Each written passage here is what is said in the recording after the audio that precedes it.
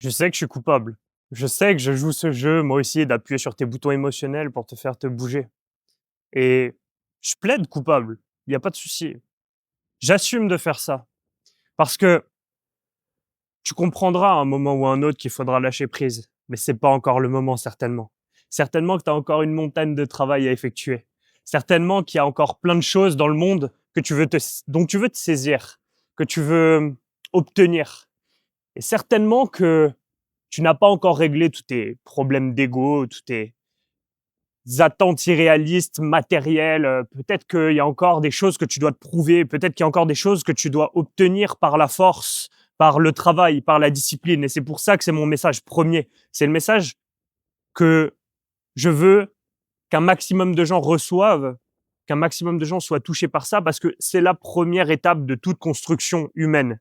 D'abord, on passe par une phase de travail, de discipline, d'assiduité, et ensuite, dans un second temps, on se pose les questions de qui suis-je? Parce que qui suis-je sur une base fragile n'a aucune pertinence. Le qui suis-je est une question. Est-ce que je peux me relâcher? Est-ce que j'ai mis des attentes irréalistes dans ma tête? C'est une question qu'on peut se poser une fois qu'en effet, on a fait ce travail de consolidation. Parce que un qui suis-je sur une base fragile, qu'est-ce que ça donne? Ça donne cette image-là que vous avez tous du gauchiste spirituel qui n'a aucune capacité de travail et qui est complètement, alors je prends un archétype parfait, hein, qui est complètement Tanguy, c'est-à-dire qu'il vit encore chez ses parents, il est avachi, il a des idées qu'il ne peut pas affirmer car il n'en a pas la capacité, il a des ambitions, des rêves peut-être, mais il ne les réalisera jamais et ça ruinera son âme progressivement et il remettra la faute sur autrui en pointant du doigt lui ou lui, jusqu'à s'épuiser son âme et au bout d'un moment finir dans le ressentiment, la peine, la haine, la culpabilité. Et finalement, ce gauchiste qui était parti dans une base spirituelle avec, si on prend les termes, hein, l'échelle de la conscience, avec les émotions les plus basses et les plus hautes étant la paix, la joie, l'amour, l'illumination, les plus basses, bah, la peine, le ressentiment, la culpabilité, la tristesse, la jalousie, etc. Eh bien, au final, cet archétype l'a mené à être au plus bas possible sur cette échelle de conscience en permanence. Donc, en effet, le message principal que je vais te dire, c'est boss, boss, boss, boss, boss, encore, jusqu'à ce qu'un jour, tu réussisses à te poser cette question de qu'est-ce qui fait que j'ai autant bossé? Qu'est-ce qui m'a poussé à être comme ça? Qu'est-ce qui fait que, à un moment donné de ma vie, j'ai eu cette envie-là? Et tu vas te rendre compte, mais ça c'est après des années et des années de travail, qu'en effet, toutes ces injonctions-là que la société t'a envoyées, que moi-même, et je les assume, t'ai envoyées, c'est plus ce dont tu as besoin. C'était ce dont tu avais besoin à une certaine phase de ta vie. Mais ça ne l'est plus. Et quand tu vas te rendre compte de ça, il va être important d'être capable de lâcher prise. Parce que ce lâcher prise-là, tu ne seras pas capable de l'effectuer au début, c'est normal. Tu es passé de feignant à travailleur. Et travailleur t'a apporté beaucoup de résultats, beaucoup plus de facilité et une vie plus agréable, plus souhaitable pour tout un chacun. Et donc, se lâcher prise, ça va être une aventure à nouveau, ça va être du travail, mais qui ne doit pas en être. Parce que lâcher prise, c'est pas quelque chose de simple. Alors, si, c'est simple en soi, il y a juste à se laisser aller. Mais c'est pas facile. Et cette distinction, tu la connais très bien. On en parle partout. Mais elle est primordiale. C'est pour ça que je la réutilise en permanence. Quelque chose de simple, c'est quelque chose qu'on n'a pas besoin d'expliquer de 1000 façons différentes pour le comprendre au niveau logique, rationnel. Oui, j'ai compris. Mais quelque chose de simple, mais pas facile, c'est quelque chose qui, en effet, est compris au niveau cérébral, mais n'est pas intégré au niveau corporel, au niveau de l'âme, au niveau du cœur, peu importe comment tu appelles ça, n'est pas incarné. C'est-à-dire que le cérébral n'envoie pas les bonnes influences neuronales au corps. Et donc, le lâcher-prise ne se produit pas. Donc, moi, je veux pas t'emmener dans un mood, comme on a dit initialement, notre archétype inverse, là, du gauchiste dépravé et qui n'a aucune capacité de travail et qui s'en veut à lui-même et qui en veut du coup aux autres. Non, moi, ce que je veux t'emmener, c'est être capable d'être un énorme bosseur, ça c'est la phase 1, dans la phase 2, être capable de lâcher prise sur cette base de je suis un énorme bosseur. Parce que ton lâcher prise sera extrêmement productif. Parce que tu vas réinviter la partie créative, la partie capable de relâche, qui va faire que tes idées vont émerger à un niveau beaucoup plus haut. Et c'est exactement ce qu'on va chercher. C'est-à-dire que ce lâcher prise, quand il est effectué au niveau 1, où tu as besoin justement de te mettre en œuvre, est néfaste. Ce lâcher prise, quand il est effectué au niveau 2, est extrêmement bénéfique. Les phases où j'ai été le plus discipliné de ma vie ont été aussi les phases qui m'ont coûté le plus cher. Elles m'ont apporté beaucoup. Attention, c'est pas ce que je dis. Je dis juste que sur la demande qu'elles ont exercée sur ma personne, ma psyché, mon bien-être, c'était colossal. Et c'était nécessaire. Je suis pas en train de revenir dessus. Simplement, il est nécessaire également d'identifier le point à partir duquel on doit se dissocier de ça et on doit baisser la tension. Pas pour une excuse, une flemmardise, mais pour une optimisation long terme. Pour se rendre compte que notre courbe, si elle fait ça, à un moment donné, va faire ça aussi. Et c'est OK. C'est la loi des cycles. C'est l'oscillation naturelle de la vie. Néanmoins, si on veut une optimisation long terme, mieux vaudrait être capable de faire ça à un niveau micro beaucoup plus concis, avec une courbe qui va tendre vers le haut et pas refaire des pics pour redescendre jusque tout en bas. Donc, sois capable d'identifier. Il y a la loi de Yerkes-Dodson qui parle de ça. Quand le niveau de stress est trop élevé, la capacité réelle physique, cognitive diminue énormément. Et cette loi, elle nous dit qu'il y a un sweet spot parfait du niveau de stress optimal, où il ne faut pas être trop bas, bien entendu, ni trop haut, on vient de l'évoquer, qui permet la capacité de production maximale. Donc, ça, c'est pareil en entraînement. En entraînement, c'est pour ça que j'ai créé la méthode efficiente, parce que les gars s'acharnent à bosser, à faire une séance, 2 séances par jour. Moi, j'ai déjà fait 3, voire 4 séances par jour dans ma préparation pour devenir marin-pompier. Alors certes, ça m'a permis, sur un temps très court, d'atteindre le plus haut niveau et d'être le top du top, premier en tout, sur les sports, sur etc. Et ce qu'il faut que tu comprennes, c'est qu'il faut que tu mettes en place des phases de rush et que tu saches identifier très tôt quand ta phase de rush se termine, parce que si tu dépasses ce cap, tu vas prendre un effet extrêmement difficile à accuser sur les semaines à venir, sur les mois à venir, sur les années à venir qui suivent juste après. Donc, ces phases de rush, c'est très bien. Simplement, tu vas être super excité, super exalté, tu vas ressentir que tu es en train de produire comme jamais, tu vas dire: «Ça y est, j'ai enfin trouvé la clé». Tu vas avoir cette aura du super-héros et tu vas te dire: «Ah, enfin je suis ce que je devais devenir». Non, tu es juste dans une phase de rush. Tu vas revenir au stade initial. Simplement, il y a un seuil minimal, indépassable, que tu as réussi à rehausser grâce à cette phase de rush. Et ce seuil minimal indépassable, tu ne redescendras plus en dessous, ça y est, tu peux te relâcher complètement. Tu ne dépasseras plus ce seuil minimal. Et c'est ça qui est bon. C'est ça qui nous permet d'évoluer dans la vie. C'est pas une évolution constante, c'est le fait de rehausser son seuil minimal, de se reposer sur ce seuil minimal et de refaire une phase pour venir le tirer vers le haut. Et c'est comme ça qu'on réussit à être bon dans les 4 domaines, dans tous les domaines à la fois. C'est pas d'être à fond dans les relations, à fond dans le travail, à fond dans le sport, à fond en train de travailler son mental, sa perception, etc. Non, c'est des phases de rush. Là, en ce moment, je suis en train de faire une phase de rush sur la partie travail, parce que je veux apporter les meilleurs outils de coaching mental pour la future association que je vais créer, pour permettre à des milliers, je l'espère, c'est ma vision, des milliers de pompiers, de militaires, de personnes des forces de l'ordre, de pouvoir enfin avoir ce lâcher-prise, pouvoir enfin se sentir bien avec eux-mêmes. Et aussi à travers mon travail avec le top 1%. Ça, c'est une autre partie dont je te parlerai peut-être plus tard. En tout cas, ce qu'il faut que je comprenne dans cette phase, c'est que oui, mes relations sont au plus bas parce que je ne vois personne, je suis enfermé ici au Monténégro.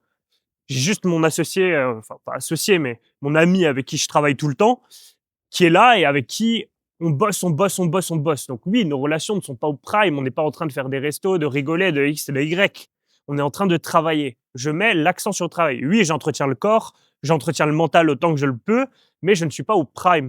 Mais c'est pas grave. La vie, c'est ça, c'est des vagues successives. Et si tu comprends ce principe de seuil minimal indépassable, tu vas enfin lâcher prise. Tu comprends que cette phase de travail va m'emmener plus haut et je vais pouvoir me relâcher dessus. Ensuite, la relâche n'est pas un problème, elle fait partie de la loi des cycles. Up and down, up and down. Sache être stable dans les up, stable dans les downs, et la vie va s'équilibrer naturellement pour t'emmener au plus haut possible. Stable émotionnellement, pas stable dans tes actions. Parce que ça, les actions, ça va émerger de ton être. Et des actions qui sont stables avec un être instable, bah, c'est une personne qui est désalignée, qui se sent pas bien. Il faut vraiment que, à l'intérieur, là, tout ce que tu penses, toute ta perception du monde, elle soit tout le temps régulée, stable, ok. Je ne vois pas une magnifique mer. Oh mon Dieu, c'est incroyable. En plus, là, je vais te le montrer. En plus, là, il y a des super rayons qui sont en train de se déplacer sur l'eau. C'est magnifique. Non, c'est pas ça. C'est pas magnifique. C'est juste la mer. Et comme les phases difficiles ne sont pas difficiles, elles sont justes. Elles sont là et elles ne demandent rien. Elles sont simplement là. Et je n'ai rien à dire, rien à faire, rien à changer à ça. Il y a des up and down. La mer est belle aujourd'hui, hier elle était catastrophique. J'étais productif hier, aujourd'hui je serai peut-être catastrophique. Peu importe. Si j'ai cet état interne stable, mes actions seront donc stables. Ça sert à rien d'essayer de forcer le corps à faire des actions dans une certaine optique si à l'intérieur tu n'es pas dans ce ressenti. Et oui, ça paraît plat, ce que je dis. Je n'ai jamais dit que le chemin du succès était quelque chose d'exaltant et de superbe. Le résultat est très exaltant. Le fait que je puisse être là, profiter d'une vie libre, ça c'est exaltant quand on le regarde de l'extérieur. Mais de l'intérieur, c'est une sérénité, un calme, un plat que tu dois viser. Et je te garantis que c'est bien plus agréable à vivre que des up and down permanents. Donc, si tu veux obtenir le plus haut niveau de résultat dans ta vie, et quand tu vois une image comme ça qui est censée créer un trigger émotionnel en toi, quelque chose d'extérieur qui doit créer un état intérieur en toi, ne te laisse pas avoir, que ce soit dans le positif comme dans le négatif. C'est. Si un humain est là, il pourra dire c'est beau, il pourra dire c'est moche. Il faut que tu te places quelque part un petit peu en dehors de ce paradigme humain de base si tu veux être différent de l'humain de base. Et dire juste c'est. S'il y avait la tempête, j'aurais aussi dit c'est. Je n'aurais pas dit c'est moche, je n'aurais pas dit c'est beau, c'est, simplement. J'apprécie ce que je regarde, bien entendu. Et j'apprécie ce que je regarde quand je vois quelque chose de laid aussi. On a vu un cadavre de chien sur la route. Mon ami, lui, était en ah, c'est dégueulasse, etc. Moi, j'étais là, c'est la vie, c'est tout. La vie vit et meurt. Et toi aussi, un jour, tu vas disparaître, tu vas n'être que poussière. Et tu dois être capable d'accepter ça. Oui, de temps en temps, je vais appuyer sur tes triggers émotionnels, je vais te dire, tu vas mourir, ton corps subit une entropie, tes cellules sont en train de s'écarter les unes des autres jusqu'à ce que tu redeviennes poussière un jour. Ça, c'est juste pour te pas faire passer à l'action si tu es dans cette phase encore de dégradation. Tu vois là, il se met à pleuvoir. Est-ce que je me dis, ah non, la vidéo, c'est pas agréable? C'est tout. Il pourrait y avoir une tempête, que la vidéo continuerait. Le trépied pourrait s'envoler, le téléphone allait dans la piscine. Je plongerais dans la piscine, le récupérer et je continuerais la vidéo. Et tu sais pourquoi? Parce que j'ai un but défini, une vision, quelque chose de clair. Je sais où je vais. Je ne me pose pas de questions sur l'environnement extérieur. Là, vraiment, je pourrais l'invoquer si j'en avais les pouvoirs, les capacités. Que l'orage me tombe sur la tête, je serais heureux et en paix et je continuerai ma mission quoi qu'il en coûte. Et c'est pas un sacrifice. C'est l'âme qui s'exprime. C'est un dévouement envers soi-même. Parce que si j'effectue ma mission de façon alignée, je n'effectue pas ma mission en fonction de quelque chose d'extérieur. Je l'effectue en fonction de moi-même. Donc je ne me sacrifie pas pour quelque chose d'extérieur. Je vis, simplement. Et j'aimerais que tu touches à ce point, mais d'abord, et ça, c'est pour ça que j'ai créé la voie dans cet ordre, c'est l'étape numéro 1. D'abord, tu dois te mettre au travail sérieusement. D'abord, tu dois rentrer dans le groupe School qui est en dessous de cette vidéo. Tu dois cliquer, tu dois appliquer et consommer correctement, assidûment, avec une intention et une présence incroyable, parfaite, à 2000%, tous les modules pour débrancher les fusibles de merde qui peuvent encore être dans ton cerveau et rebrancher les bons avec tes propres mains et pas les mains de quelqu'un d'autre qui vient trifouiller dans ton cerveau. Donc oui, je vais venir trifouiller dans ton cerveau, mais pour te permettre de pouvoir trifouiller toi-même dans ton cerveau. Donc fais ce travail, le lien est en dessous. Consomme, c'est des heures de contenu, c'est pas facile. Ne clique pas si tu ne peux pas t'engager. Ne clique pas si tu crois que tu as quelque chose de mieux à faire encore dans ta vie. Ne clique pas si tu as l'impression que ça y est, tu opères déjà au plus haut niveau. Ne clique pas si tu as l'impression d'avoir la meilleure vie possible, ta vie de rêve, et que rien ne te fait envie dans la vie, et que tout est stabilité, et que tu vas encore passer 60 ans jusqu'à tes 85 ans et mourir dans cette stabilité. Par contre, si tu sais qu'il y a des choses que tu as envie de saisir dans ce que je dis. Tu vois? La loi des cycles. Il ne pleut plus et c'est encore plus beau. Donc ça ne sert à rien de s'émouvoir des conditions extérieures. Il y aura des ups, il y aura des downs. Après la pluie vient le beau temps. Après le beau temps vient la pluie. Après la mort vient la vie. Après la vie vient la mort. Les temps difficiles créent des hommes forts. Les hommes forts créent des temps de paix. Les temps de paix créent des hommes faibles. Les hommes faibles créent des temps difficiles. Et les temps difficiles créent des hommes forts. Comprends la loi des cycles. Sois en paix avec ça. Il n'y a rien à faire. Il n'y a rien à changer. Il y a juste à être. Être bien. Bien dans ses pompes. Bien dans ses baskets. Donc, si tu penses qu'il y a des choses à saisir dans mon discours, à aller plus loin que dans une simple vidéo YouTube comme ça, hasardeuse que tu as vue, tu es là encore à ce moment-là de la vidéo par un pur hasard, parce que ton attention te l'a permise. Si tu rentres dans un chemin, une voie structurée, tu es sûr d'obtenir un résultat concret, réel. Et c'est le travail que je propose là en dessous. Ça va être pareil, tu vas juste regarder des vidéos. Oui, je vais te donner certains exercices à faire. Oui, des fois, tu vas venir dans les lives de groupe. Oui, tu vas voir ta perception du monde changer. Mais c'est pareil, tu es en train de consommer et divaguer avec ton attention. Alors donne ton attention dans une chose qui a été structurée pour t'apporter un résultat. Parce que si tu sens qu'il y a quelque chose dans mon message, eh bien, je vais te délivrer tout le message à travers ça. Donc clique en dessous, télécharge l'application. Ah, c'est chiant, il faut télécharger une application. Tu te laisses avoir par les événements extérieurs. Si tu sais ce que tu veux vraiment, qu'on doive télécharger une application ou non, qu'est-ce que ça change? Tu veux quelque chose, tu l'obtiens. Un moyen t'est donné, tu le saisis. Mais là, il faut que tu saches ce que tu veux vraiment. Et ça tombe bien, c'est le travail que je propose. Dans le deuxième module, on va clarifier ce que tu veux vraiment avec des processus très clairs et très approfondis. Donc si tu veux faire ce travail et arrêter de te poser des questions comme ça et savoir enfin ce que tu veux dans la vie et ne plus être dans le doute permanent, clique sur le lien en dessous.